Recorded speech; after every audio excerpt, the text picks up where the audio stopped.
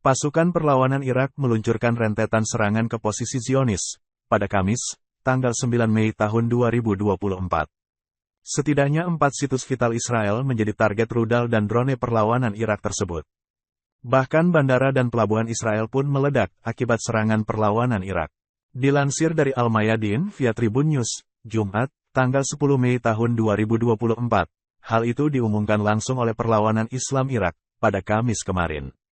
Perlawanan Irak mengaku melakukan 3 operasi serangan ke situs-situs vital Israel. Di antaranya Irak menghujani drone dan rudal ke pangkalan Nevatim Israel di Bir al-Sabe, al-Rasrash Eilat, serta pelabuhan Askelon. Kemudian perlawanan Irak kembali mengumumkan bahwa pasukannya menyerang bandara Israel.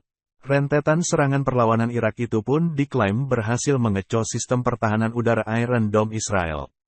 Serangan perlawanan Islam Irak itu pun diklaim tepat sasaran dan membuat keempat situs Israel mengalami kerusakan fatal.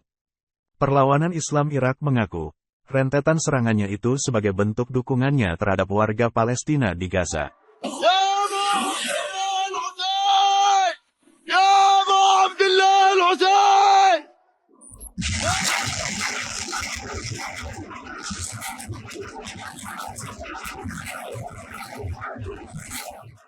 Download Tribun X sekarang, menghadirkan lokal menjadi Indonesia.